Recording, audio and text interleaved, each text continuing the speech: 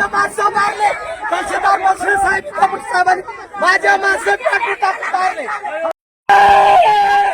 मारून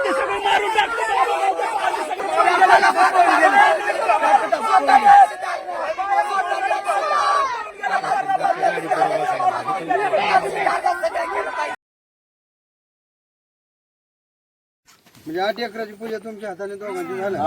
एक दांडकेवाली आणि एक पेनवाली आणि आम्ही सगळे खुश आहेत ना. सगळे आनंदित आहे? म्हणजे सगळ्या विषयाने सगळे आनंदित आहे का?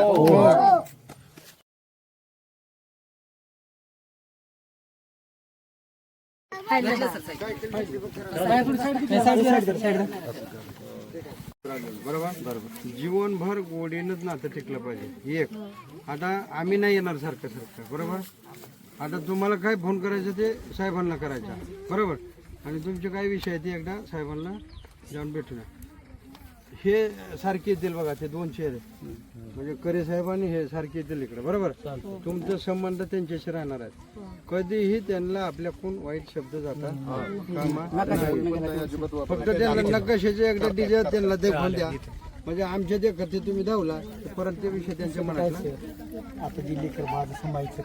तुमच्या लक्षात आलं का. त्याच्या माहिती आहे ते तुम्ही करेवाडीला केलेलं आहे असं गोल. त्यांच्या बाजूला ते माहिती कंपाऊंड आणि त्यांना पूजाला एक बाजू त्यांची सोडून द्या. हा तेवढं माहितीचं त्यांची दरवर्षी पूजा असते. त्यांची पूजाला हे जपायचं. हे जपायचं तुम्हाला माहिती का. पट्टी माशी 15 ते 16 हडे आहेत. आजच आम्ही वाड्याची पूजा करून आलो. आम्हाला आता मिळवलं त्याच्यात काय वाटते. आता पाऊस पाणी आता त्याची काय फुटल्या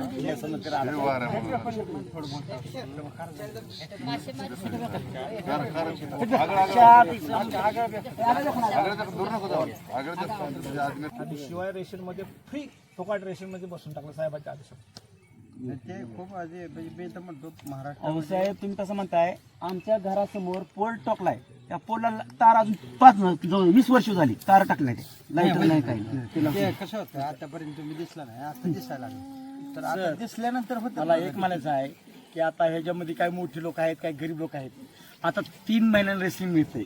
मग 3 महिन्यांना रेसिंग मिळते म्हणल्यानंतर आता मोठी ज्याचे पैसे आहेत ते खात्यात नाही. हे आमच्या सारख्याला काय करायचं काय खायचं काय जगायचं. 3 महिन्यांना रेसिंग मिळतात. हा 3 महिन्याचा किती 10-12 किलोमीटर.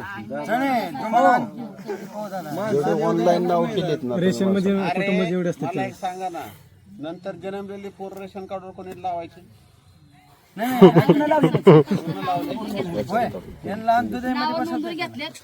चालवत नाही. अंत्योदयमध्ये कार्ड ऑनलाईन लावायचं. अंत्योदय का अंत्योदयमध्ये कार्ड हे मला अंत्योदयमध्ये कार्ड आहे का. अंत्योदय म्हणजे एका कुटुंबाला 35 किलो धान्य मिळतं. गावाला मग काय इकडं कोण आहे त्याला जरा ते करून ठेवा. अंत्योदयमध्ये बसवा. अंत्योदयामध्ये घे नाही आणि ते सर्व आपल्या ह्याच्यामध्ये असते. नाही 10 किलो मानल्यावर नाही. कास्ट सर्टिफिकेट तुम्हाला देतो. कॅम्पच घ्यायचे आपल्याला. सर आता आमची सुद्धा तात्या वाढले ते तर ऐक ना आधार कार्ड आहे ना ते वाचून वाढले सर. आमचे आधार कार्ड सुद्धा काढून देत नव्हते. माझं म्हणणं तेच आहे की कसं आहे ज्या ज्या ठिकाणी कोणतरी आपल्याकडे येते ना तिथं मला कळतं की इथं पारदे समाज आहे. इथं मला माहिती नाही पारदे समाज कळलं तर आता इथं देणार मी. तो पुढे इथं फक्त तलाठी सर्कलला सांग की यांचे आपला नेहमीप्रमाणे पंचनामा करायचा. आणि बेसिकली बाकी आता ह्याचं बाबाचं वगैरेच नाही पण ह्या मुलांच्या सगळ्यांचे कास्ट सर्टिफिकेट करून घेत आहेत पहिल्यांदा. हां आणि त्यांच्या आधारचं पण आता नवीन आधारचं पण देणार आहेत आपण सेंटर. तर ते सगळ्यांचे आधार कार्डही करून घ्या सगळ्यांचे. आणि जे मोठ्यांचे राहिले असतील ते पण बघा.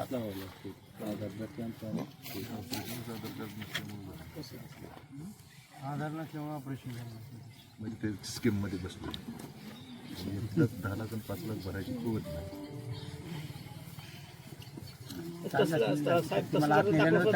हप्ता घेतला ना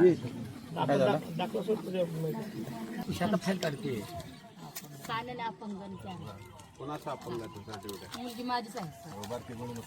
कोणाची माझ्यावालीच आहे घरी आहे.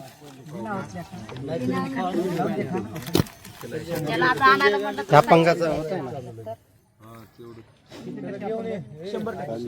80% केलं. घरीच्या दिलं मग सांगून. म्हणजे 8 एकराची पूजा तुमच्या हाताने दोघांची झालं एक दांडक्यावाले आणि एक पेनवाले असं. आणि आम्ही आपलं शेवावाले असं ते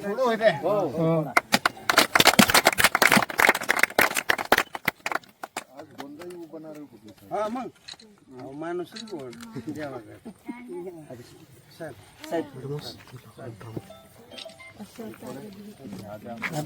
या पुढं तुम्हाला लय मोठी जबाबदारी आहे. आम्ही आपलं तुम्हाला एकत्र करून चाललोय तुमच्यावर लय जबाबदारी मोठी हा 2 बिस्किट पुढे टाकून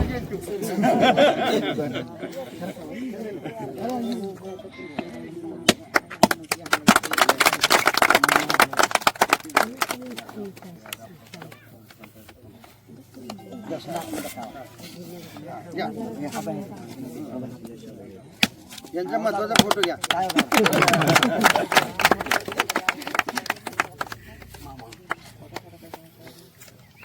सगळे खुश आहेत ना सगळे आनंदी म्हणजे सगळ्या विषयानं सगळे आनंदित आहे का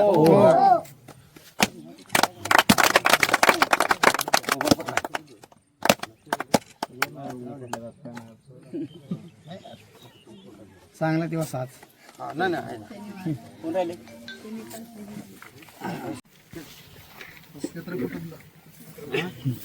आणि क्षेत्र पण तुम्हाला मी आता दाखवतो कुठून कुठे घेऊ कुठलं तुम्हाला सोडू तुमचं असं म्हणणं इकडचं सोडा म्हणता ना तुम्ही त्या दिवशी अशी उभी पट्टी त्यांना द्यायची बरोबर उभी पट्टी नदीपर्यंत हा पण नदीपर्यंत पण तिथं आपले कोणतरी दफन केलेले आहेत त्याचं काय करणार त्याला तेवढं जागा थोडीशी जागा थोडं सोडायचं तेवढं आपण करेवाडीला कसं सोडलं करेवाडी निवडणार आपला सणासुदी करताना फक्त ते अच्छा हा पूजा बिजाला थोडंसं त्यांना हो सर और वो नीचे तक हम जाएंगे फिर ऐसा देखेंगे कितना कहाँ से जाता है.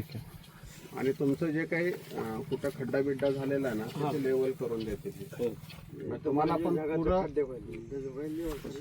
लेवल पण होईल आणि म्हणजे तुम्हाला पण कष्टानं सकतो. हे सुद्धा त्यांना थोडस हे जो है ना आगे थोड़ा उम्र लेके गए लोग थोड़ा सा सपाट थोड़ा प्लेन करके उनको दे दीजिए. सर बैठिए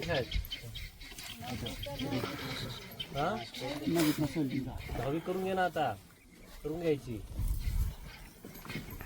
आणि ती मोबाईल घेऊन फिरते ती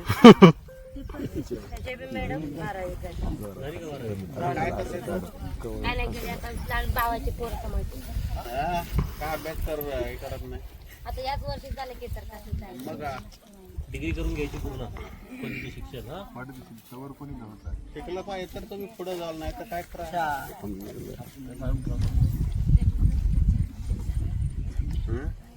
शिकला पुढे गेला तर काय खरं आहे सगळ्यांचं. नोकरी बोलतात शाळा शिकले 12, 13, 14वी साली पुरी भरतीला गेला होता साहेब पोरग. मी आता मीच येणार मीच एक तासून येते पलीकडच्या साईडला आहे तिकडे आम्ही देतील तुम्हाला.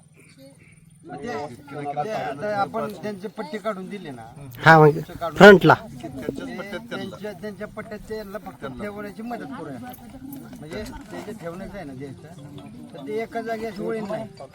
त्यांचं कसं तुम्हाला अभ्यास आहे त्यातला पारधी समाज हा 60 मानणारा थोडासा म्हणजे ते थोडंसं खालती कोणी वरती कोणी असं होऊ नये म्हणून ते वर्षाला थोडंसं वेगळा विषय असतो. ते आम्ही अंतर्गत वेगळं जगतो तुम्ही वरून वेगळून वेगळा म्हणजे विषय असतो तुमच्यात पण आहे. हा ते फार देताना वेगळ्या हाताने देता पण आणि खाताना वेगळ्या हाताने खाताना वेगळा हाताने खातो म्हणजे त्याचा एक वेगळा विषय असतो.